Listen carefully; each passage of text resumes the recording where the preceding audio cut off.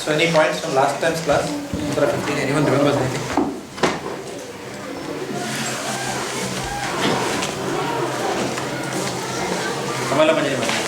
Which book we are discussing? Sri Isopanisad. Mataji, which verse? कहाँ तक पहुँचे हम? Which verse we discussed last time?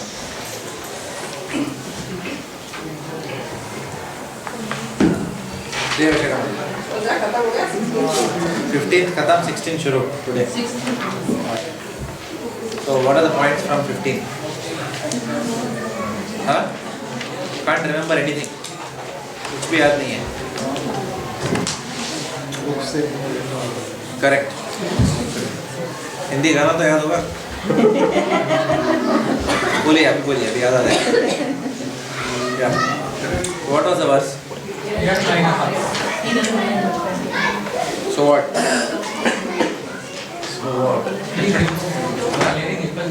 Huh? Please remove the glaring effulgence so that what? Last three verses are talking about mainly focusing on Bhakti. Okay. Before we begin the class, I had one more question. While writing essays, you mentioned that you have to mention the references. Where do you want those references to be mentioned? Can you just slightly highlight?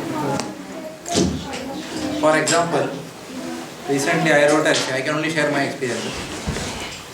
So the essay which I wrote recently for Srimad Bhagavatam was the benefits of hearing Krishna Katha. Okay.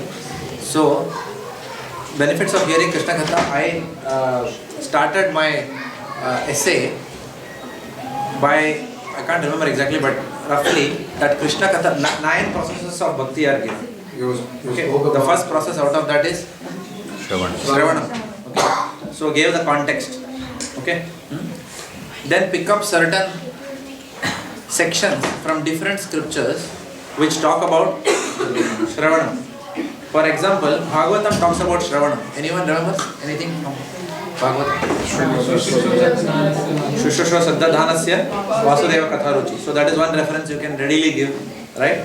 Any other verse which talks about Shravanam. By Shravanam all the impurities are cleansed. Srinivasa Krishna, you could give that. Another one, Nashta Prayashu Abhadreshu. Right? You could talk about that. Okay? Hridayantastohi Abhadrani. So that is a connected one. All these talk about the benefits of Shravanam. Okay? So there are enough from Srimad Bhagavatam itself. Right? Then you give references, you could give references from Prabhupada's life. Bhaktisiddhanta Saraswati, what did he like about Prabhupada most? He said this man likes to hear. That's another example you could give in the essay, for example. Right? This is something which we all know. Okay. So you have to just connect all the dots. Then of course, then the other part which is where you do on your own initiative. Because I have done some study, I have studied Jaiva Dharma. So Jaiva Dharma talks about the importance of Smarana. So Bhaktivedanta Thakur says that Shravan is the first stage of Bhakti. Shravan is the first stage of Bhakti. From Shravan Dasa comes Varana Dasa. From Varana Dasa comes Smarana Dasa. And then it goes to higher Dasa. So in terms of Dasas, Bhaktivedanta Thakur is giving another hierarchy, okay, of progress in Bhakti. So then that cross reference. So that is a reference, if you like. Okay. But I don't want all of you in your essays only to give reference. We want your realization also. I am not expecting references only in the essay. Okay. It has to be apt references. That's it. 2-3 references are good enough. But I want realizations more in the essay. Your realization. For example, my realization was that more important than chanting is hearing. I understand chanting is Yuga Dharma. But what leads to chanting? Hearing. If our hearing is not good, there is no way our chanting will be good. No way. If our hearing is not good, there is no way our chanting will be good. Either hearing or reading has to be very good. Then only chanting will be good. So that is my realization. So I put my realization there. Okay. Saying that. And then I also put, I went back many years. okay, to see how I became a devotee. I became a devotee because of hearing or chanting? Hearing. Because of hearing. Right? Because I heard, my first lecture I heard was Bhaktivedanta Swami Prabhupada in Chopadi temple, when he was Devamrit Prabhu. My friend had dragged me to the temple. Ek din to aaja. So I went. I went to only eat Sunday fish. So Devamrit Prabhu, Bhaktivedanta Maharaj, his earlier name is Devamrit Prabhu. So he was giving lecture. So at that time I heard something I liked. Right? Then I heard from Gaurang Prabhu. Okay. Then I heard. And then I got interested. Okay. To be very honest, there was one devotee who I heard from. He is a Ritvik person from Bangalore. He was also very good, very close to me. I was very close because that time I didn't know Ritvik and all. But whatever it is, he told me about Prabhupada and all that. I liked it. Okay. So anything, whatever our hearing is, what gives us the initial impetus for practicing bhakti, right?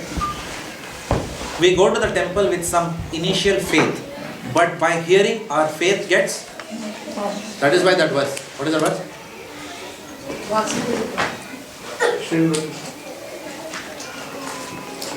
Sasaddhadhanasya vivardhamana virakti manyatra karoti pumsam Hare Samasta dukkha. Okay, not that. Which verse ends with Shraddha Ratir Bhakti Anukramishe? Satam prasangat mama virya samvidam. So I would want that reference also. With your experience, then you put that reference.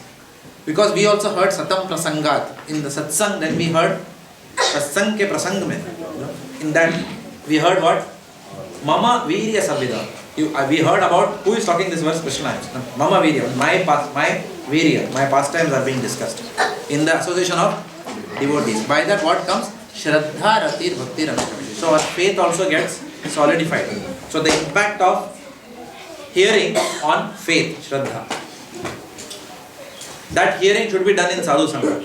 That hearing reinforces Bhajana Kriya. That hearing brings us anartha and everything. Can you now connect everything? So in different sections of Bhagavatam you will find that all these processes are done by hearing. Then what happens, what is the connection of hearing to the higher stages of bhakti? That is another thing that I brought in my essay. Okay. In the higher stages of bhakti, Bhaktivedanta Thakur mentions that there are two types of hearing which I discussed with you the other day. Kramahina Shravan. Kramahina. Kram means what? Kram mein. In an order. Hina means in Sanskrit without order. Okay. Kramahina Shravan means random hearing.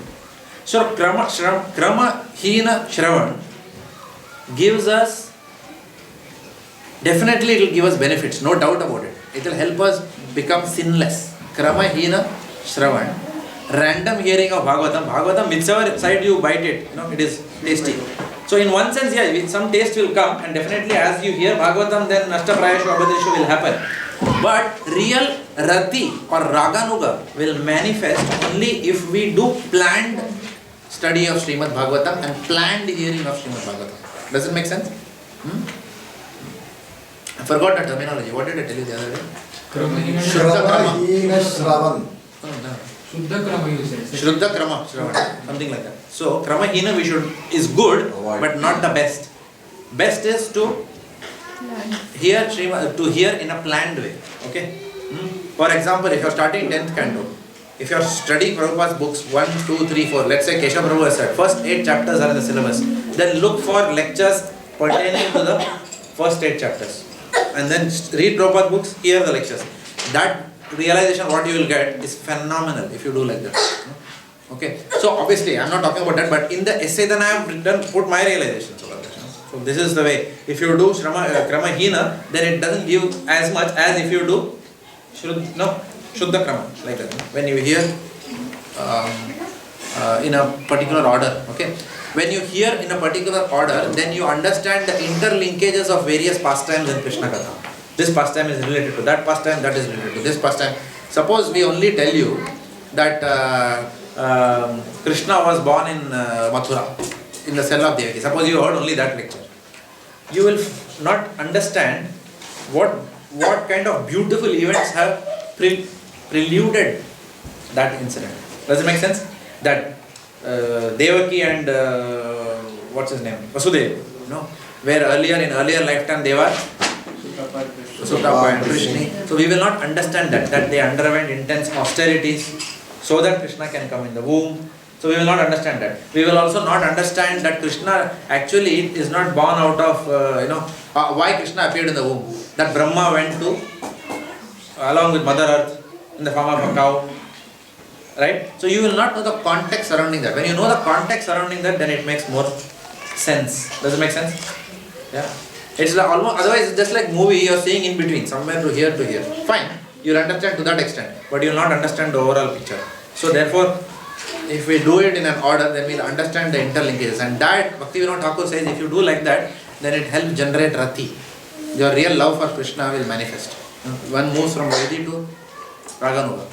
Spontaneity will come by that. So therefore it's important to study Srimad Bhagavatam systematically. It's important to make a plan and then hear as per that plan, ideally. But if you say, I don't have time to plan, then don't stop at least here. Somebody will say, you told to plan, but I don't have plan, therefore I am not here. No, not that. Similar excuse we hear in chanting also. No? We tell someone, chant 6 rounds. They will say, I don't have time to chant 6 rounds, therefore I am not chanting. So what do we say? Chant 6 rounds to members. What will he say? Chant 1 round. That's what we will say. Okay. If they say no time, then we will say chant at least 12 times in a day. Just 12 times. That's it. Right? If they can't do that also, then what we will say? At least offer whatever you eat. Something like that. So some instruction we will give. Right? So these are various aspects of hearing. So that's how I have built myself. There are many more things, but I am just... So you don't specifically mention the references at the end of the essay, this book, that book, the way we write professional essays. Only in between the essay. In between you give a context, like a story. Okay. If you write in Back to Godhead, that's how it is. You have seen the essays? Okay. If anyone wants, you can take tips from our Suvarna Radhika Mantri. She is a very good writer. Okay. You can also see, very good writer. So she is written for Back to Godhead also.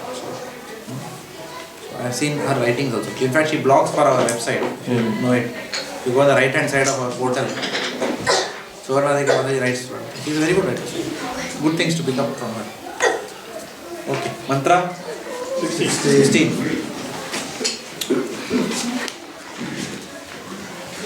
Translation. O my Lord, O primeval philosopher, maintainer of the universe, O regulating principle, O destination of the pure devotees, well-wisher of the progenitors of mankind, please remove the effulgence of your transcendental rays so that I can see your form of bliss. So it's a continuation of the earlier section. You are the eternal supreme personality of Godhead, like unto the sun as am I. Okay? So let's read. Madhuri. जोर से पढ़िए. होगा? The sun and its rays are one and the same qualitatively.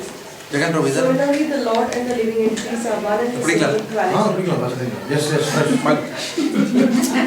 No, from here I can bring, no, that's what I want. Yes. Whatever you want. Class give me some. Flash probably. Last time I washed my tongue. दूध का जला छाछ भी खूब Exactly. मतलब पानी का जला हुआ. Yes, Madhuri. The sun and its rays are one and the same qualitatively. Similarly, the Lord and the living entities are one and the same in quality. The sun is one, but the molecules of the sun's rays are innumerable. The sun's rays constitute part of the sun, and the sun and its rays conjointly constitute the complete sun. Within the sun itself resides the sun god, and similarly within the supreme spiritual planet Goloka Vrindavana, from which the Brahmajyoti effulgence is emanating, the Lord enjoys his eternal pastimes, as verified in the Brahma Samhita. I worship Govinda, the primeval Lord, the first progenitor, who is tending the cows, fulfilling all desires in abodes filled with spiritual gems and surrounded by millions of wish-fulfilling trees. He is always served with great reverence and affection by hundreds of thousands of Lakshmis or goddesses of fortune. The Brahmajyoti is described in the Brahma Samhita as the rays emanating from that supreme spiritual planet Goloka Vrindavana, just as the sun's rays emanate from the sun globe. Until one surpasses the glare of the Brahmajyoti, one cannot receive information of the land of the Lord. The impersonalist philosophers, blinded as they are by the dazzling Brahma Jyoti, can realize neither the factual abode of the Lord nor his transcendental form. Limited by their poor fund of knowledge, such impersonalist thinkers cannot understand the all-blissful transcendental form of Lord Krishna. In this prayer, therefore, Sri Isopanisad petitions the Lord to remove the effulgent rays of the Brahma Jyoti so that the pure devotee can see his all-blissful transcendental form. By realizing the impersonal Brahma Jyoti, one experiences the auspicious aspect of the Supreme, and by realizing the Paramatma, or all-pervading feature of the Supreme, one experiences an even more auspicious enlightenment. But by meeting the personality of Godhead himself face to face, the devotee experiences the most auspicious feature of the Supreme. Since he is addressed as the primeval philosopher and maintainer and well-wisher of the universe, the Supreme Truth cannot be impersonal. This is the verdict of Sri Isopanisad. The word Pushan, or maintainer, is especially significant, for although the Lord maintains all beings, he specifically maintains his devotees. After surpassing the impersonal Brahma Jyoti and seeing the personal aspect of the Lord and his most auspicious eternal form, the devotee realizes the absolute truth in full. In his Bhagavad Sandarbha, Srila Jiva Goswami states, the complete conception of the absolute truth is realized in the personality of Godhead because he is almighty and possesses full transcendental potencies. The full potency of the absolute truth is not realized in the Brahma Jyoti. Therefore, Brahman realization is only partial realization of the personality of Godhead. O learned sages, the first syllable of the word Bhagavan, Bha, has two meanings. The first is one who fully maintains, and the second is guardian. The second syllable Ga means guide, leader or creator. The syllable Van indicates that every living being lives in him and that he also lives in every being.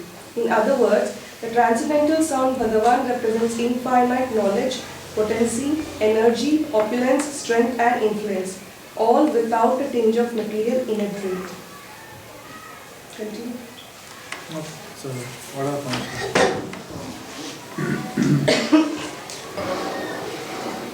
Yes, what are the points here? The one realization is most auspicious. Paramatma realization is? More auspicious. And Brahman realization is? Most auspicious. Okay. What is it?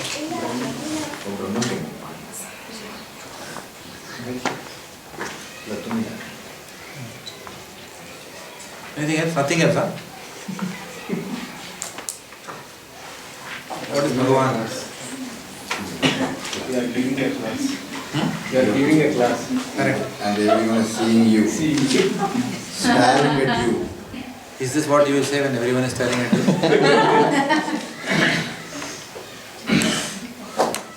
Okay.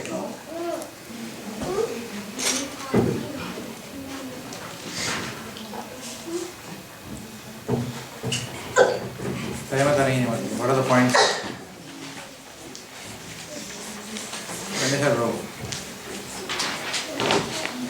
Bhagavan teaches us the most blissful, so the devotee doesn't Prabhupada is comparing one level to the other level.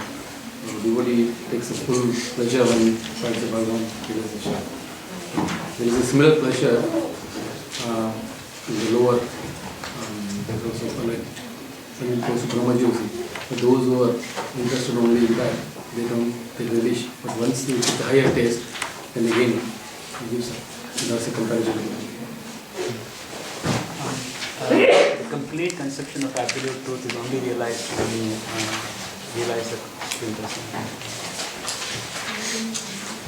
Interesting, we have defined Bhagavan and we have defined Go as creator, So that's why somebody who will say that this can worship any devata, it's like same as worshipping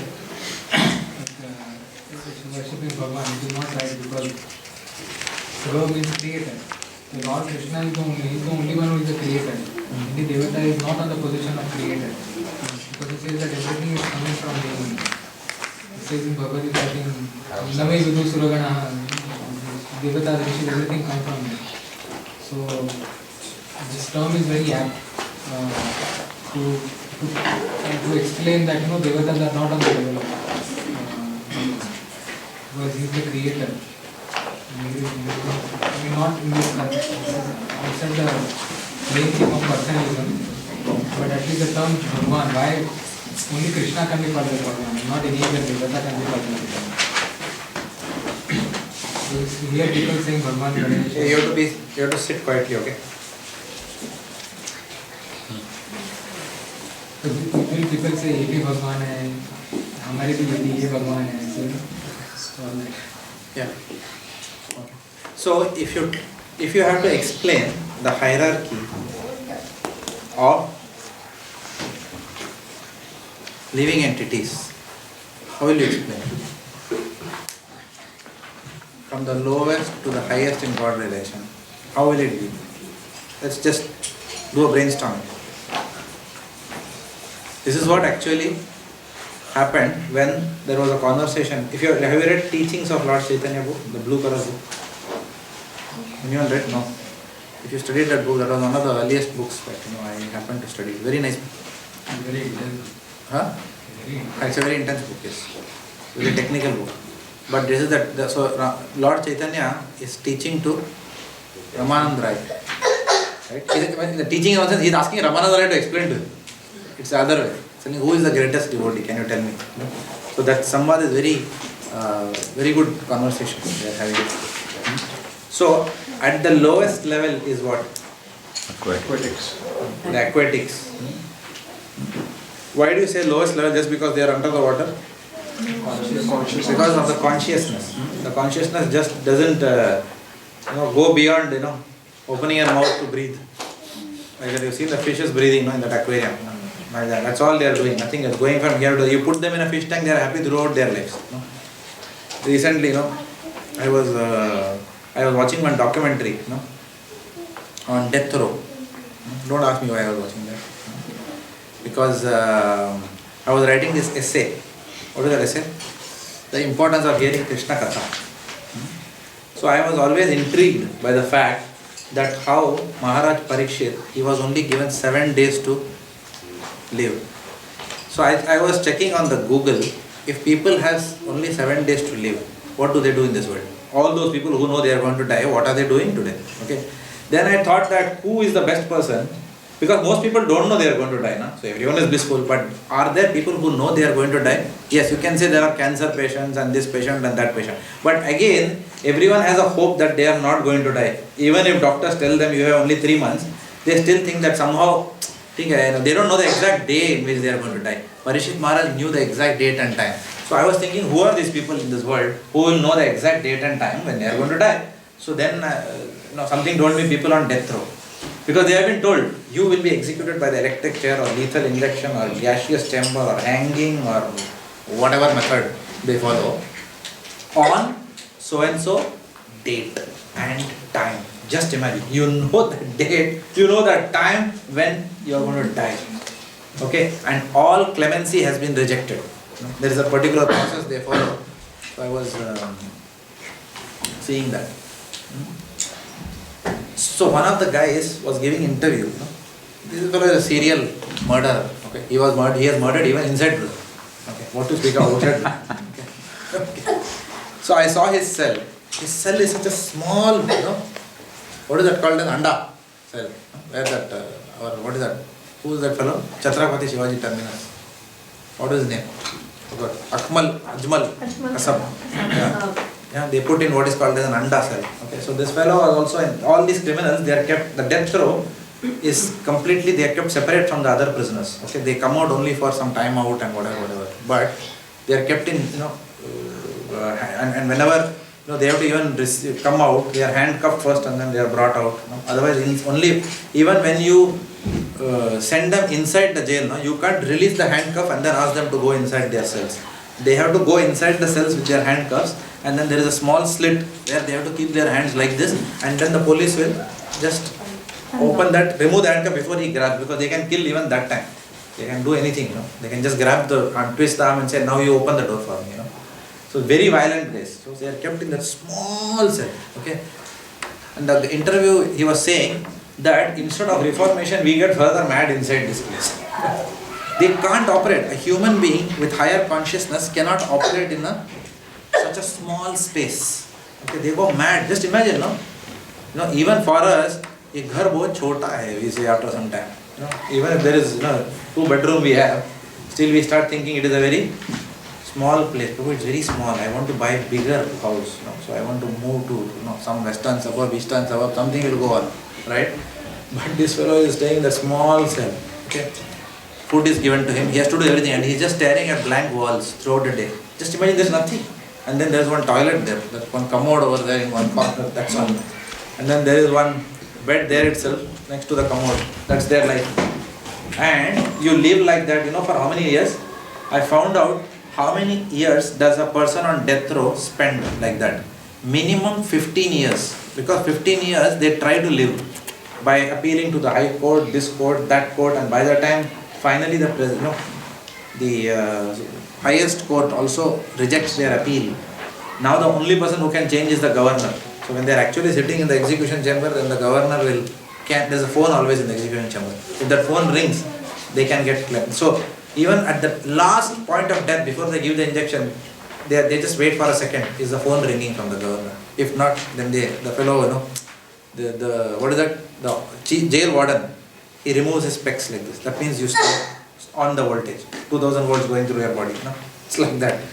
So I was just thinking, how such a person who knows he is going to die, uska soch kya hai? Trust me, the last thing they do is sit and hear Srimad Bhagavatam. That is the point I'm coming to. Here is a man, Parikshit Maharaj, who knows the date and time of his death. Okay. Instead of appealing to the High Court and Supreme Court and trying to see how he can prolong his life, he is not only concerned about his death, he is actually happy. He is milking Sukadeva Goswami. He is milking Sukadeva Goswami, saying that please tell me more about Krishna, please tell me more, please tell me more, please tell me more. And he is getting ecstatic. And Sukadeva Goswami is also getting ecstatic. And all the sages who are sitting, they are also getting ecstatic. So there is a very festive atmosphere. So this is the approach towards death, which can completely bring us out of bodily consciousness even when we are within this body. That is the power of Krishna Katha. That is one thing. But in this context, what I was saying is, see the fish. What goals does the fish have? A fish is similar to the fellow on death row.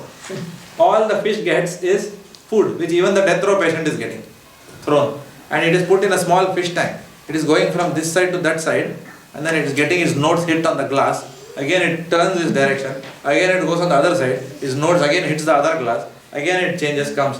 And the fish can continue living like that for years. And all it wants is, if you give some dana to it, it eats and it is very happy. Again it goes and hits there. Can you imagine? Just imagine being born as one. It's worse than the death row, I think. Death row, at least you can talk to somebody. Fish cannot even do anything, So that is the lowest consciousness, the aquatics. So when I was trying to understand what is that, some analogy we need to understand all these things. Lowest. Then what happens? Then the higher and higher species evolves in consciousness. And then there are trees which stay in one place throughout their life. Right? People come and do all kinds of things under a tree. Okay. In Australia, maybe not. India, trees, what they are meant for. Huh? Here also, no? Even the dog goes, lifts one leg under the tree only. Correct? So therefore, trees. That is why it is said, Sarvo Riva Shahishnuna. Even if people do that to you, then you are tolerant. The tree does not hit back at the dog, saying, "Hey, kya kar raha?" Tree still provides shade to the same dog who is urinating on itself. Dog is urinating on the tree, tree is providing shade. Like that. So that's why Taro Riva Sahishnuna.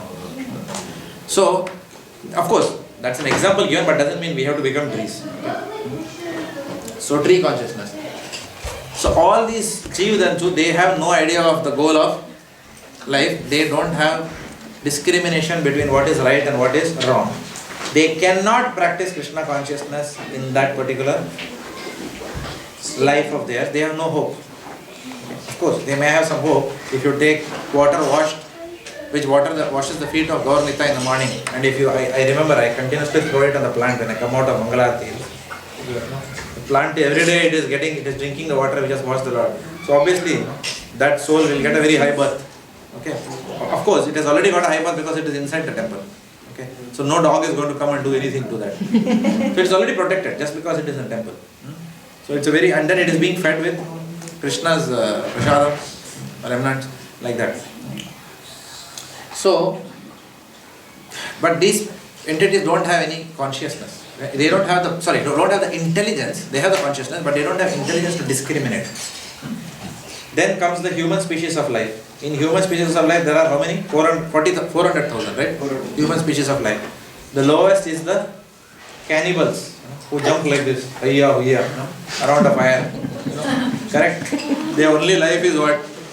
Anybody is going, they will kill immediately. Other than their own tribe, anybody is eatable for them. Even if you and I go first, they'll think very tasty. Like Gaurang Prabhu was mentioning in one class. Okay.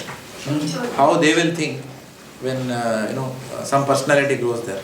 Some great personality goes, let's say some great cricketer or film star goes in front of them. What they will think of is very good food. Like that. So the consciousness is not evolved between what is that called as Annamaya Kosha. Everything is food only. And then the different koshas start evolving. Annamaya Kosha, then Pranamaya Kosha, then Jnanamaya Kosha, then Vijnanamaya, which we studied in the Bhagavad Gita. So like that, the aspirations keep increasing. So in the 400 species, right from that particular cannibal to the person, to Mother Teresa, everyone is in the mode of, everyone is a human being. Why I am saying Mother Teresa is because she is in the most evolved consciousness in that bracket, if you like. Right?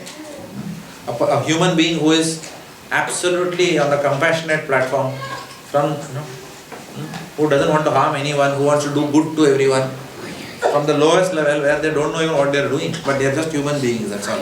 Right? So there is a huge spectrum of consciousness that comes.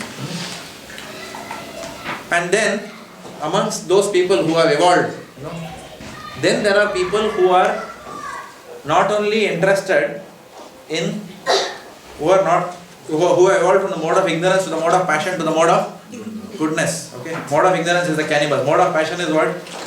All of us who want promotions in the organization, who want recognition, who like to work like a donkey to get rewards. Right? So that is called as mode of passion. Mode of goodness are those people who, like Mother Teresa, who don't want anything out of this world. They just want to do good to humanity, right? So that spectrum is there. And then beyond that, is what? The next stage of consciousness is what?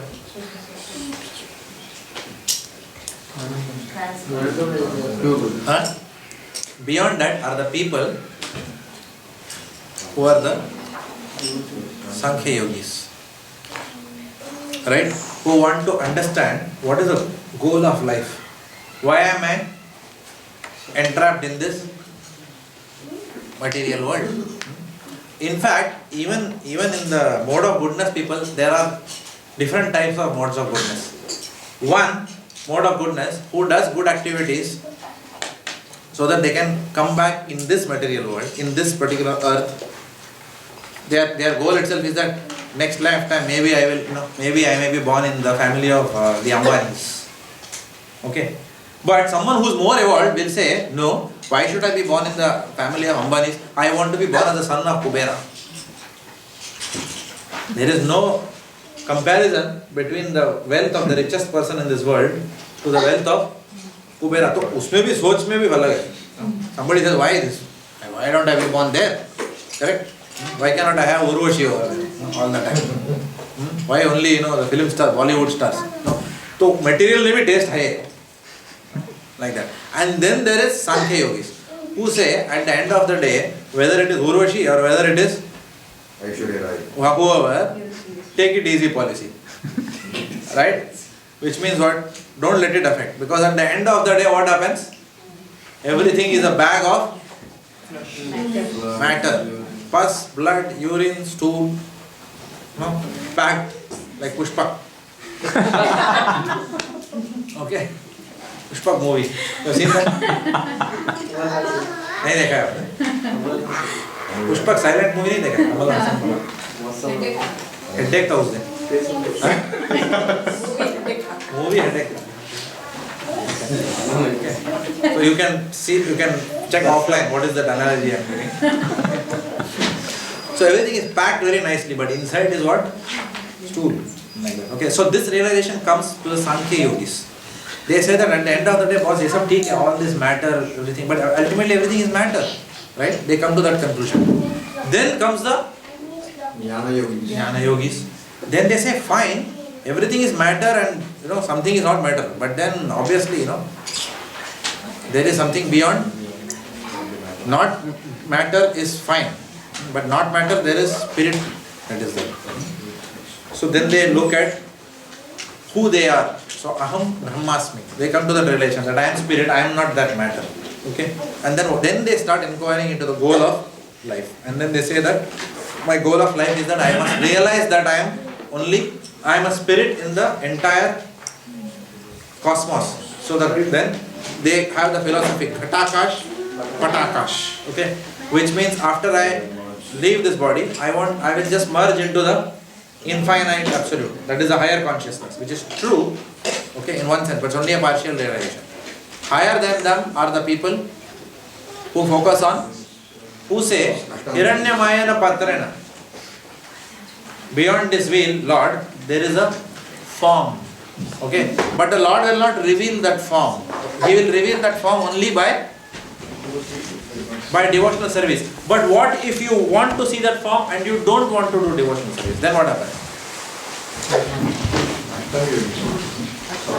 Then you go for Ashtanga Yoga. Because then Ashtanga Yoga you will see the form, but you will not have a relationship with the Lord. Therefore they start meditating inside. It is called as Dhyan Yoga. Then they start seeing form. But when they see the form, then they want to have a relationship. Correct? Because the form is very beautiful. They want to have a relationship. But the Lord says, I can't give you any more darshans. I have given you darshan. Now you do perform bhakti and then you will have a relationship with me. And then that is the stage. Hiranyamayana Patrena. Lord, I want to now have a relationship with you. Unveil everything. I want to enter your pastimes. Like that.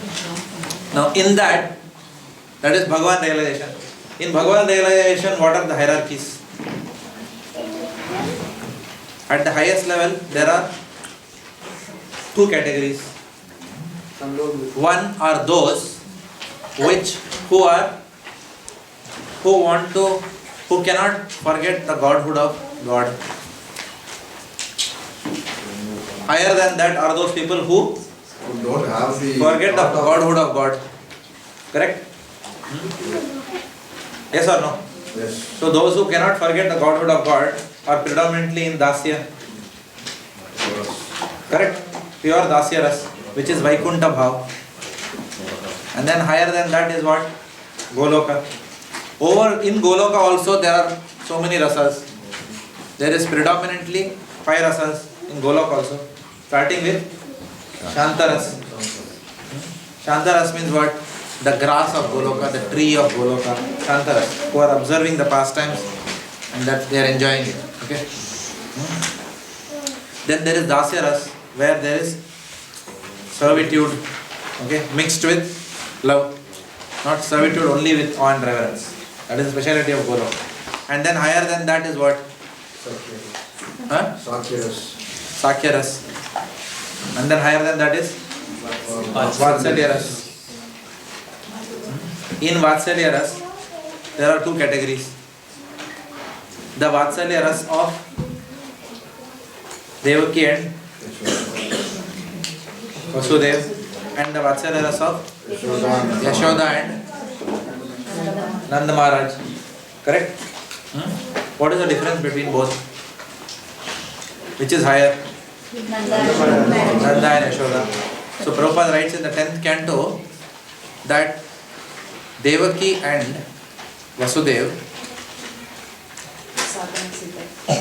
Sukadeva Goswami, Parikshit Maharaj asks, what is it that they did? Because initial section is all about Devaki. Yashoda Mother to baad mein aati hai, Bhagavatam. So then Devaki ke womb mein Bhagavan aaye, all the demigods are praying to her womb.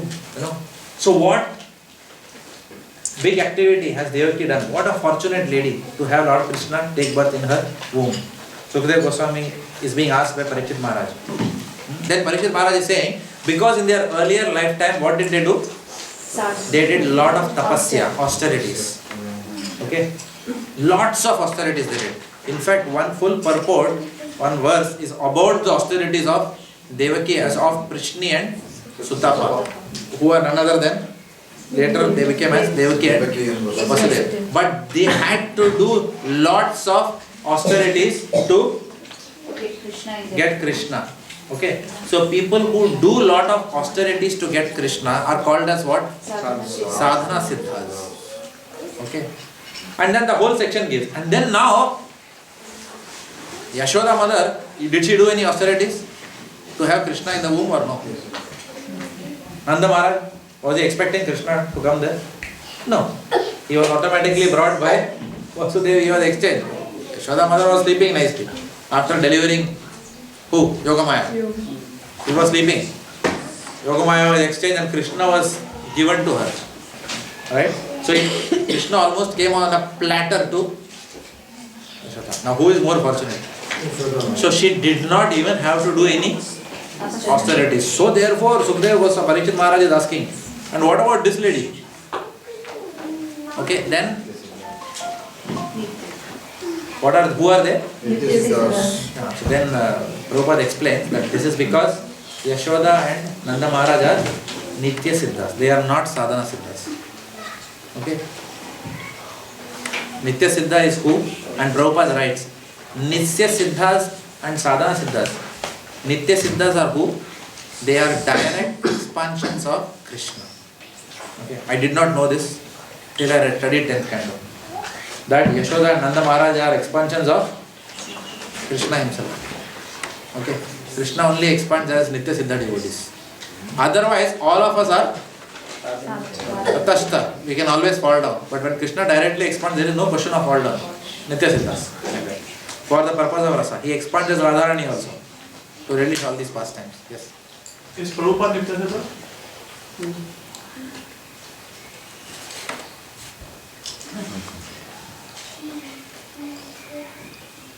I had this question. Okay. We have been... I've heard that he is Nitya Siddha, but now when you are saying that Nitya Siddha is an expansion of Krishna, then the question is... So, in Chaitanya Charitamrita, Srila Prabhupada is mentioned as Mora Senapati Bhakta.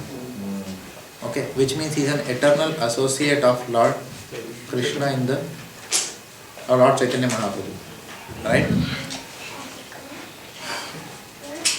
We have been given to... I have heard lectures where we have been advised that our mood should always be that all our senior disciplic succession are all Nitya Siddhas. Our mood should be like that. We should not even try to understand whether they are Sadhana Siddhas or Nitya Siddhas because it does not matter. This is only a technical point being explained here. Okay? We don't know. Okay? So our mood is always that all our senior acharyas are Nitya Siddhas. Of course, the word Krishna Preshthaya Bhutale in Prabhupada gives us an understanding that Prabhupada is an eternal associate of the Lord. That he has come down only because of the explicit will of Lord Krishna. But again, we have to understand that even sadhana siddhas can come down at the will of Lord Krishna. For example, if someone perfects themselves by sadhana in this material world and goes back to the spiritual world, and if the Lord wants them to serve in the material world, the devotee will be ready to come because Swarga, Apavarga, Narakeshu. So even sadhana siddhas can come. So it is very difficult for me to answer that question. Maybe we can check with Bhanu Swami, but the understanding which I have got till now is that we should always consider them as Nitya Siddhas, and there is no need for us to evaluate or assess whether they are Nitya Siddhas or Sadhana Siddhas. It is not required. Will our devotion to Srila Prabhupada change because even if he were a Sadhana Siddha? Nothing. Because what he has done could not have been achieved unless he is an intimate associate of Lord Krishna. Now, whether he obtained that intimate association with Lord Krishna through sadhana or whether that is immaterial in one sense. It doesn't matter for us. That is the only answer I can give you. I don't have a right answer because nowhere it is clearly mentioned that I have come across. Maybe it is mentioned somewhere. I think you mentioned, right, Nand Maharaj and Yashoda are direct expansions of the Lord. So, remember, I think in Nectar of Devotion is studied. Raganuga Bhakti is studied, Sambandhanuga Bhakti. Like you have to aspire not to become Nanda Maharaj or Yashoda Mani, but to develop their mood. And aspiring to become Nanda Maharaj is like Mayavad. Prabhupada writes that in 10th canto also. And exactly, I think it's because of this, because they themselves are Lord's expansion, they are like almost like his tattva. Becoming them is also Nanda Mayavad. So I think now it explains more clearly why in Nectar of Devotion it's said becoming Nanda Mayavad is Mayavad. For the explanation, only one portion is there. Sorry? For the explanation, Nanda Maharaj, only one Nanda Maharaj can be One Nanda Maharaj. the rest all can be subservient. So Prabhupada says that we have to aspire to develop the mood on bhakti of Nanda Maharaj and to become his servant, rather than I want to be Nanda Maharaj. Because that position is already there. And obviously we have to train our consciousness. And where does the training happen? In this material world. So if you have to give any class on evolution of consciousness leading up to the highest, then these two verses are very good to talk about it. Lower level of consciousness too. And now if you see what happens, sometimes when we see these verses, we say, Brahmavadi ho kya aap log? We talk like that. Even sometimes when people ask, Prabhu, he was only Brahmavadi or what? As a Brahmavadi is some, local. Chinch Pokri station ke baad Juta besta hai. Brahmavadi is something very high. But we think actually that it is something, Brahmavadi only. Like as if we are all Brahman at it. Brahman is a very high position. So when we read Isopanisad, we have to understand that these two verses are actually, are being spoken by people who have already attained Brahman. Please remove this glaring effulgence and let us see your lotus feet. Can we see the glaring effulgence? कुछ नहीं दिखता है. Right?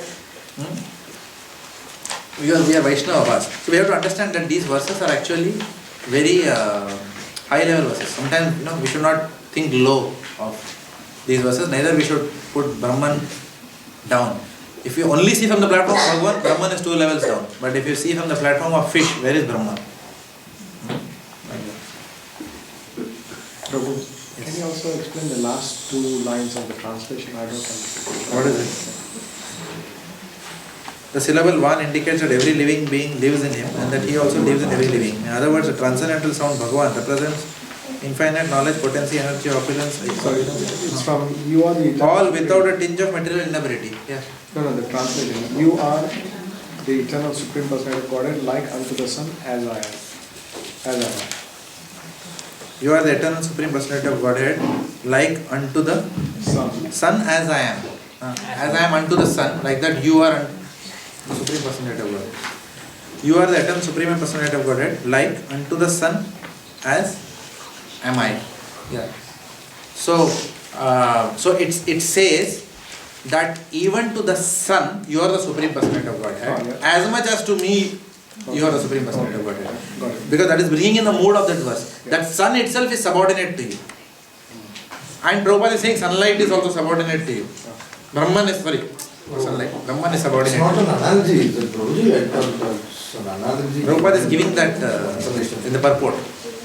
But it's not an analogy also. Because the verse is clearly saying remove that effulgence. Does that make sense? Yeah. So it's all coming together. So somebody is saying the effulgence is subordinate, the effulgence is coming from you and you are not coming from that effulgence. That is becoming very clear here. Yeah. Kripa Siddha means actually all of us are going to be Kripa Siddha only. There is no way, at least I believe, that I am going to become a great attentive chanter by, as age goes more and more. Okay? There is no way I believe that is going to happen. There is no way I believe that I will never blaspheme a devotee in my life. Hands up if you believe you will never blaspheme a devotee. आज के बाद मरते दम तक किसी devotee के बारे में कुछ भी बुरा नहीं निकलेगा मुंह से. And if you are confident of that. Anyone who is confident? Not possible. किसी का तो निकल ही जाता है मुंह से. Correct? So therefore it is very very difficult. So for us we have to really plead to Lord Nityananda that please remove my. It doesn't mean, now I'll give you the answer also. It doesn't mean that we will go there, we can go there with all these baggages. Kripa Siddha doesn't mean सब कचरे का उधर पहुंच जाओ. That doesn't mean Kripa Siddha. Kripa Siddha means we will get not, the purification may not necessarily come through our sadhana, but the purification will come through the mercy of senior devotees. They will bless us in such a way that we will get fast purification. Some, whatever that kida is there, it will not go away, which bothers us today. Right? So that is Kripa Siddha. By their mercy it will go away. Like Prabhupada, for example. Actually tell me, are we not already on the path of Kripa? What did we do great that we are all chanting?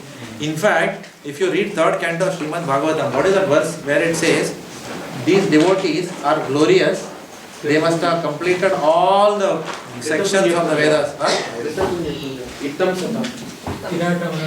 Kirata, Huna, Andhra, Pulinda, Pulakasha, Avira.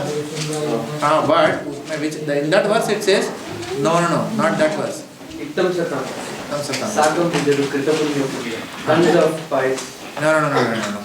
These persons must have fulfilled all the requirements of the Vedas, they must have done all these. So read that somewhere in 30. That's not the verse, it's some other verse. It's some other verse I am talking about. Before they became associates of the Lord?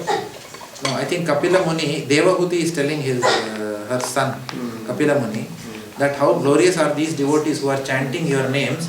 They must have done so much of, they have studied all the Vedas, they have perfected everything, and now they have come to the point of chanting your holy name. Aho Bhatasva Pachote Gariyan. What is the second verse? Bhaktate Nama Tubhyam. Tepus Tapas Juhu Shashnu Arya. Then Brahmanachur Nama Grananti Yete. Correct? That is the verse. Thank you. After many years I remember. Okay. What is the translation? Listen. Hey, slowly. Everyone should hear. Oh my Lord, a person who is chanting your holy name, although born of a low family like that of a Chandala, is situated on the highest platform of self-realization. Such a person must have performed all kinds of penances and... Such a person who has come to the platform of chanting must have performed all kinds of penances. Then second? Such a person must have performed all kinds of penances and sacrifices according to Vedic rituals and studied the Vedic literature many times after taking his bath in all the holy places of pilgrimage. Yeah, hands up. If we have studied the Vedic literature many times and taken baths in all the holy pilgrimages. Maybe some of us have. Okay, but it's difficult to believe because our initial lifestyle in the first few years of our life makes it very difficult for me to believe that I must have studied the Vedic literature many times. Like that, right? Otherwise, why would our consciousness have been so demonic in the initial years of our life? Right? Why was there so much attachment to sense gratification? Okay. So what were you discussing before that? So Kripa Siddha. So therefore our only hope is what? Despite all our frailties, then Prabhupada will give recommendation. And then through that quota we will all go back to Godhead. But for that quota, we have to sincerely endeavor. If we don't sincerely endeavor, what was Prabhupada's instructions? Work cooperatively. Prabhupada said. If we don't work cooperatively, what face will we have to show? Srila Prabhupada. Correct? In fact, somebody was telling recently, actually it's a very senior devotee. I was saying, what face will I show to Srila Prabhupada if I don't do this? And I was thinking, what seriousness this devotee has. Maharaj. Which Maharaj? He was, Radhanath Maharaj was saying this. Correct, if he doesn't preach in the West, what face will I show to Srila Prabhupada? If he is thinking like that, what am I doing in this life? And I got terrified when I heard that prayer, that statement. what face can I show Prabhupada? And I was thinking, Maharaj, what face I can show to you? Better I don't come to Sydney only. Show my face. What am I doing here? Blaspheming devotees half the time. Right? Cannot get along with people. Right? So still I dare to show my face to him every time. And he is thinking, after all this, how can I show my face to Prabhupada? Just imagine. So after endeavoring so much contributions, if you take Devamrit Maharaj, Jayaprakash Maharaj, any Maharaj, Karamakanand Swami, Shankarshan Harikali, anybody you take, Vedas Priya Maharaj, any Maharaj you take, see their life, despite their health, they have given their whole life for Prabhupada. Right? What have we done? We have to think. Okay, so whenever they come, sometimes we are booking something and give something here and there, some donation here and there. That's what we are doing. Of course, we are doing whatever. Some of us are engaged in preaching, some of them are engaged in kitchen services, some of them are doing both, some are in deity services. But the point is that we are not still living for others, we are still living for us.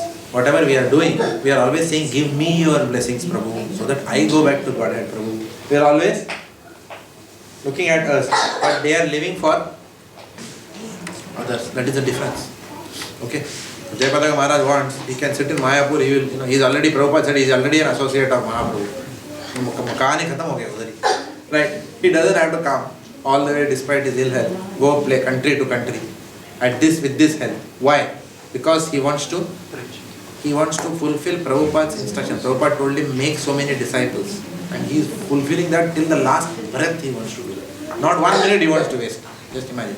So when we serve like that, then even if I'm not saying Maharaj has something, but I'm saying that if we have to take that mood and keep serving. In his mood, he is always thinking that he still needs mercy of Prabhupada. So we also should think that, we also need mercy. So we are all definitely Kripasiddhas. Undoubtedly. If you think like that, it's common sense. You come to know. Okay, we have discussed enough on this. Prabhupada says as well, I have to come to the platform of 70, and then I respect. Prabhupada said 70 marks. Prabhupada, somebody asked, how many marks? You get 70 and then you will pass, go back to God. Prabhupada said 30 marks, I will put. But 70% of Prabhupada's instructions, that means we have to follow. Let's finish reading this. Okay, Prabhuji. Full charge, pura, end tak. The Lord fully maintains His unalloyed devotees and He guides them progressively on the path toward devotional perfection. As the leader of His devotees, He ultimately awards the desired results of devotional service by giving Himself to them. The devotees of the Lord see the Lord eye to eye by His causeless mercy. Thus, the Lord helps His devotees reach the supermost spiritual planet, Goloka Vrindavana.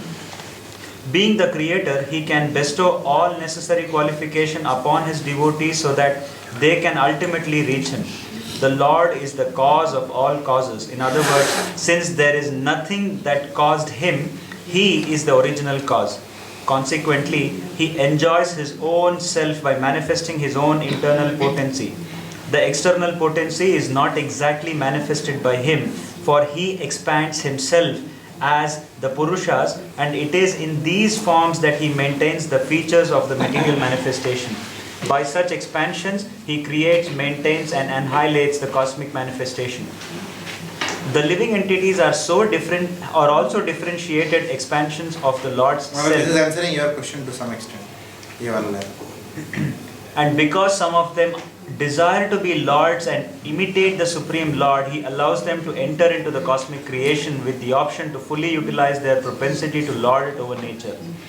Because of the presence of His parts and parcels, the living entities, the entire phenomenal world is stirred into action and reaction. Thus, the living entities are given full facilities to lord it over the material nature. But the ultimate controller is the Lord Himself in His plenary feature as Paramatma, the soul who is one of the Purushas. The super soul who is one of the Purushas. Thus, there is a gulf of difference between the living entity Atma and the controlling Lord Paramatma, the soul and the super soul. Paramatma is the controller and the Atma is the controlled. Therefore, they are in different categories. Because the Paramatma fully cooperates with the Atma, he is known as the constant companion of the living being. The all-pervading feature of the Lord, which exists in all circumstances of waking and sleeping as well as in potential states, and from which the Jiva Shakti, living force is generated as both conditioned and liberated souls is known as Brahman. Since the Lord is the origin of both Paramatma and Brahman, He is the origin of all living entities and all else that exists. One who knows this engages himself at once in the devotional service of the Lord. Such a pure and fully cognizant devotee of the Lord is fully attached to Him in heart and soul. And whenever such a devotee assembles with similar devotees, they have no engagement but the glorification of the Lord's transcendental activities. Those who are not as perfect as the pure devotees, namely those who have realized only the Brahman or the Paramatma feature of the Lord, cannot appreciate the activities of the perfect devotees. The Lord always helps the pure devotees by imparting necessary knowledge within their hearts, and thus, out of His special favor, He dissipates all the darkness of ignorance. The speculative philosophers and yogis cannot imagine this because they more or less depend on their own strength. As stated in the Katha Upanishad, the Lord can be known only by those whom He favors and not by anyone else. Such special favors are bestowed upon His pure devotees only. Sri Isopanisad thus points to the favor of the Lord, which is beyond the purview of the Brahmajyoti. Any points here? 4 minutes.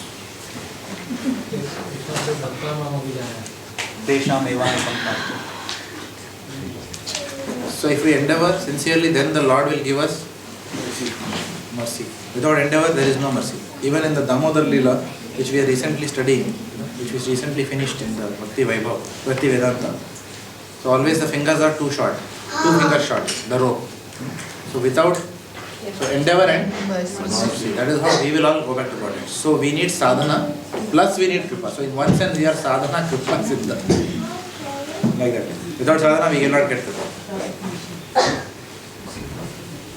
Anything else? Comparing the devotees who are realized the Brahman, Paramatma are pure devotees, and then Prabhupada says they cannot appreciate activities of perfect devotee. So he compares it. The pure devotees can be the one who can realize any 3 aspects of the Lord's existence, but perfect devotee is the one who is realizing the highest.